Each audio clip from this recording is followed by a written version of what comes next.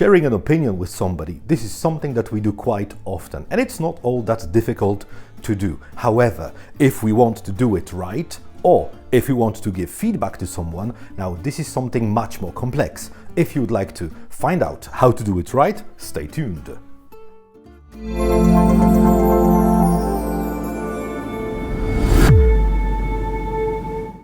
Hi, this is Bastian Antonowicz, and on my 5-minute psychology channel, I talk about psychology and ways in which it can make your life easier. Today, let's talk feedback. And I must tell you that throughout my entire career, I've cooperated with loads and loads of organizations, including corporations, international corporations, mental health institutions, universities, and different levels of schools. And I need to tell you that feedback is something that appears in all of these organizations.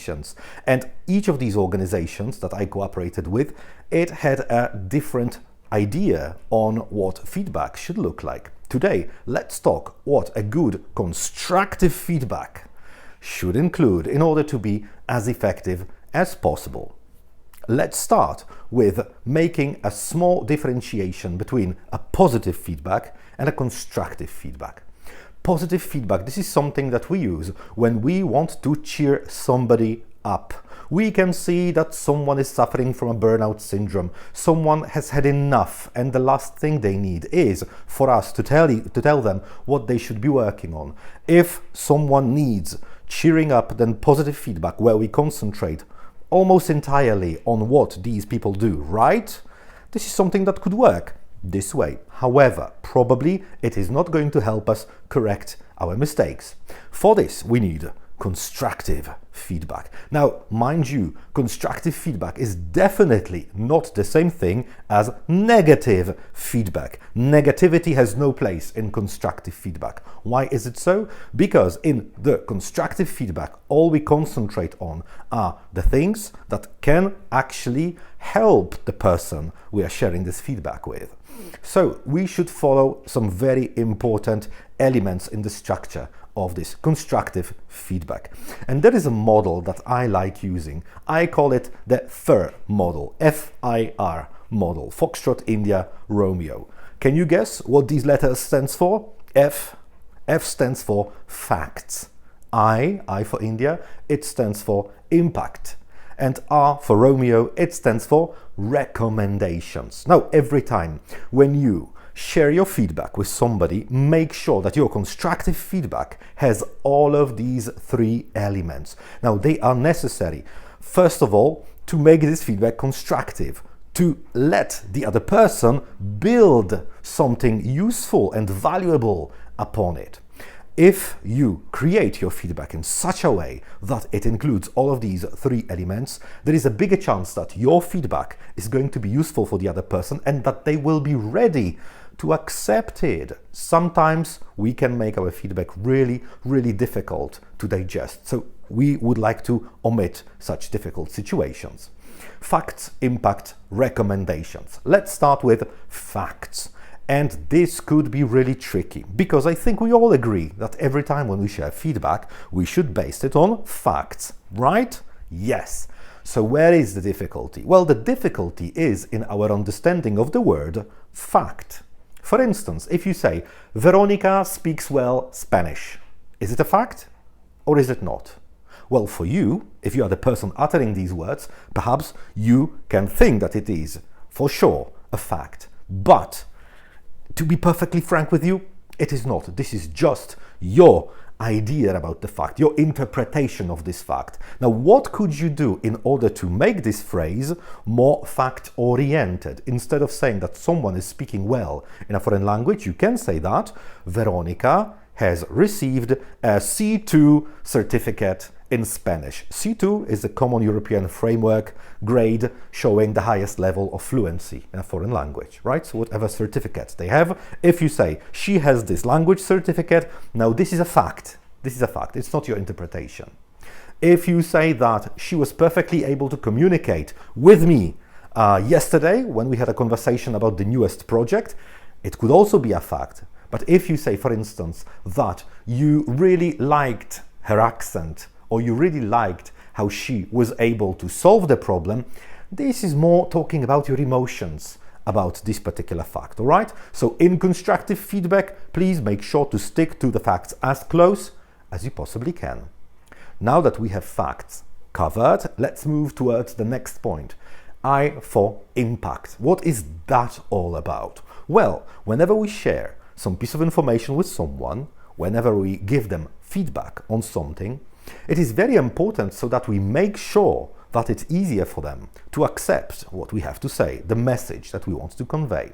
So if you say somebody that, for instance, let's say that they are not working fast enough. Wow, well, this is definitely an interpretation of a fact, not a fact itself, so let's change it, all right? You can say that last week you were not able to do all these tasks that I asked you to. And this is clear because you gave a person a list of tasks and they were not able to deliver them on time within the deadline. That would be a fact, right? So now let's add an impact. Let's show them how this behavior could affect them. So for instance, last week you were not able to do all these tasks in timely manner. You did not do them before the deadline. And as the effect, I had to do a part of this job today. And because of that, I was not able to meet one of our clients, or I had to stay 10 hours at work, which is definitely too long, all right? So this is a sort of an impact. It shows the negative consequences of somebody's mistakes. Of course, you can treat the impact from the other perspective. If you are a type of a person who would prefer to concentrate on some more positive aspects, you can do that too. So for instance, instead of saying, because of that, I was not able to get home after 8 hours of work, I could say that if next time you do that right, I will be able to come back home after 8 hours.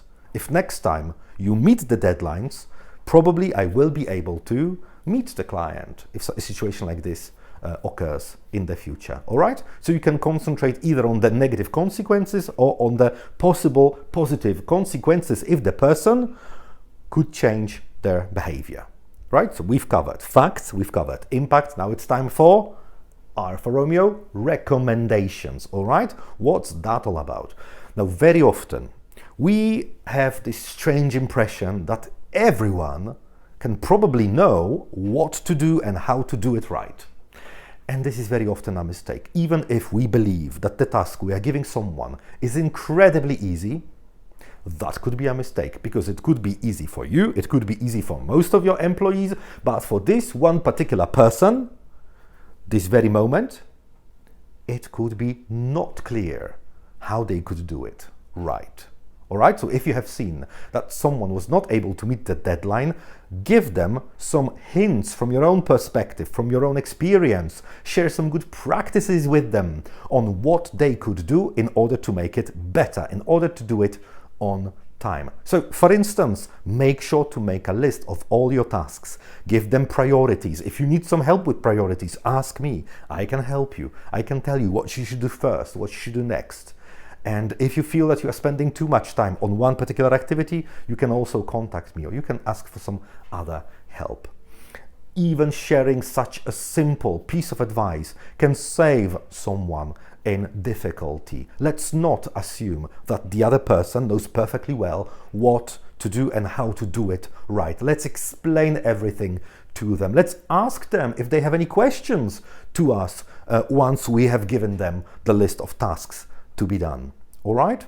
So I mentioned one situation that is taken from corporations when a manager, a supervisor is sharing some tasks with another person. And if they are not done properly, then there needs to be a feedback given to the person, to the employee. But we use the same rules for whatever feedback you are going to be giving. So for instance, if you are a foreign languages teacher and if you've had an oral test with someone and the person did not perform very well, your responsibility is to tell the person what they have done wrong, what will be the impact of it, and how they can do it better next time. All right? This is a key here. So from my perspective, constructive feedback is much more important on regular basis, in regular typical situation, than mere positive feedback. Now, don't get me wrong, I'm a big fan of positive feedback, but only when it's needed. If you see that things are going not exactly as they should, that someone is perhaps not treating their responsibilities very seriously, then constructive feedback is what you need. And perhaps you could be able to tell me what the difference is between constructive feedback and negative feedback. Now, I don't want you to Google it up because you will find tons and tons of definitions, all of them different. I would like you to tell me what is your perception of the difference between constructive feedback that I've told you about and negative feedback. I hope you have already subscribed to my channel. If you haven't done it yet, do it now, and I'll speak to you next time. Take care.